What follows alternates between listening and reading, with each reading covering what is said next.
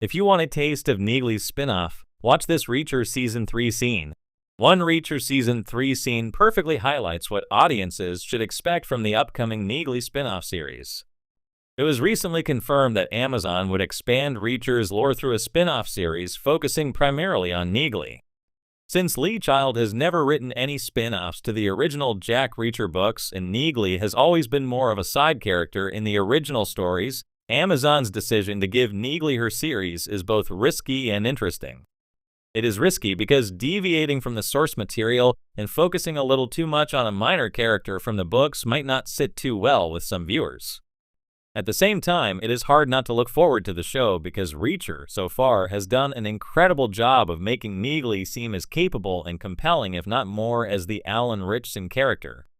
While it may be a little too soon to determine the Neagley spin-off's future, one Reacher Season 3 action sequence gives a glimpse of the potential the upcoming show holds.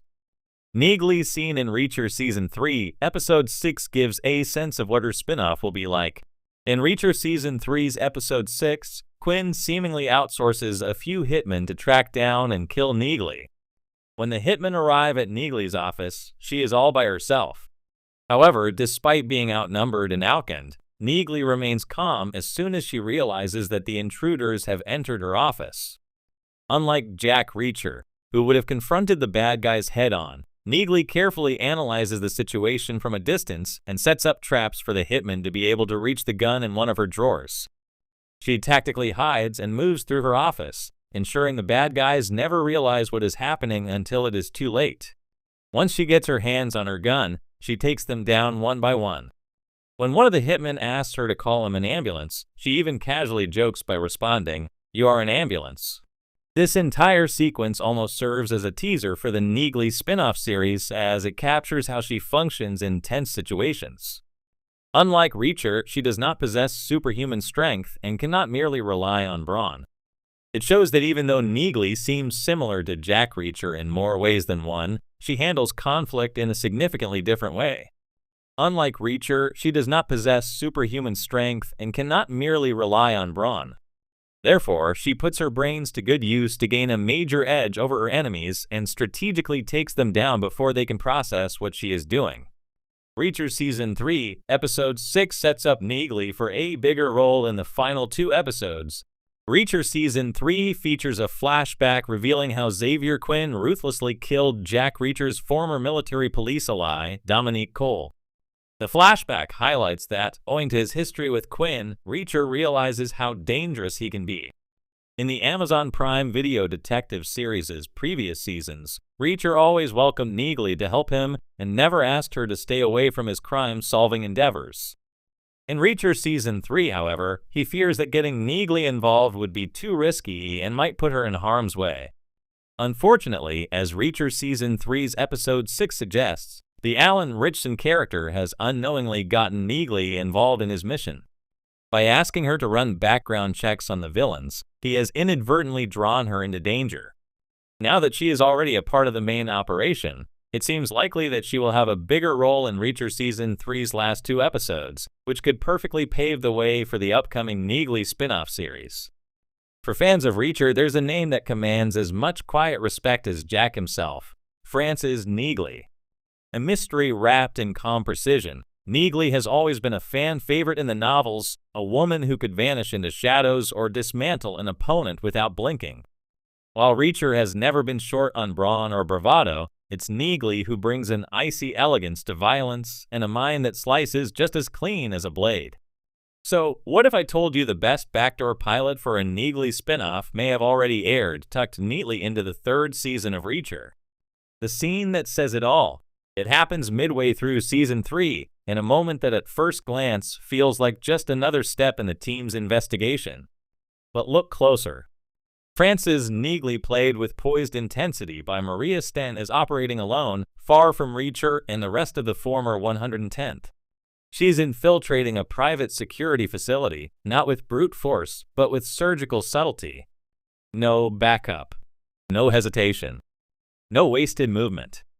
The camera lingers a little longer than usual on her preparations.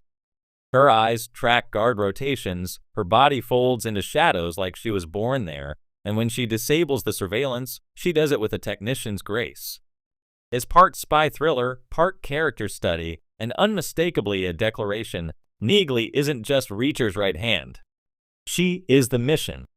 By the time she exits the compound, information secured, 2 unconscious guards behind her, and no one the wiser, it doesn't just feel like a subplot. It feels like a proof of concept. You can practically see the spin-off logo flash on screen as she melts into the night. Who is Frances Neagley, really? For the uninitiated, Neagley was introduced in Without Fail, the 6th Jack Reacher novel by Lee Child. She's one of the few people Reacher implicitly trusts, and even fewer who can match his sense of justice without echoing his brutality. She's disciplined, razor-sharp, and operates with a moral code just as unbreakable as her combat training. What makes Neagley stand out is her restraint. She doesn't enjoy violence. She uses it like a scalpel, not a hammer. And unlike Reacher, who thrives in chaos, Neagley is a strategist, a chess player who can also throw a punch. In the books, she declines Reacher's invitations to meet face-to-face more often than she accepts, and yet when it counts, she's always there. In the series, Maria Sten captures that energy with a cool composure that feels almost intimidating. Her Neagley is not flashy. She doesn't need to be. What a Neagley series could look like. Imagine this. Neagley running a private operation, quietly dismantling corrupt institutions and shady corporations from the inside. No roadside diners, no aimless wandering. Just focused, high-stakes missions requiring discretion, intelligence, and efficiency. It wouldn't be Reacher 2.0. It would be Neagley. A spiritual cousin to the Night Manager or Killing Eve, with tighter combat, more espionage, and a protagonist who prefers to leave no trace behind. The series could peel back layers of her past in the 110th, dig into her principles, and show how someone like Neagley survives in a world that feeds on the morally gray.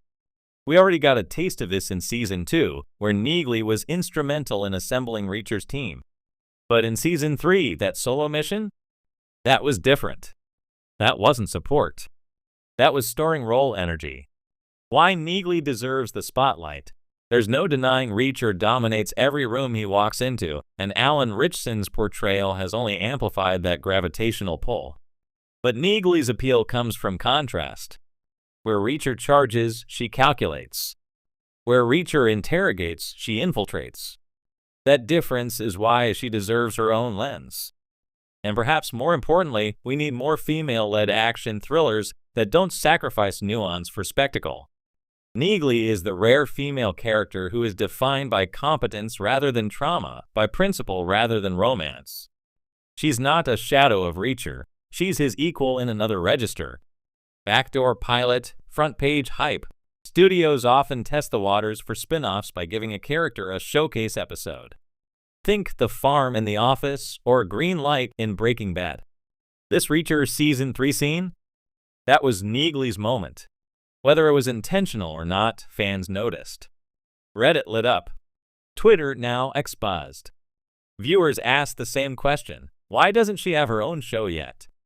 If Amazon's listening, the answer is already there, in that silent infiltration, in that solitary exit, in the controlled breath before the first move. Neagley's series doesn't,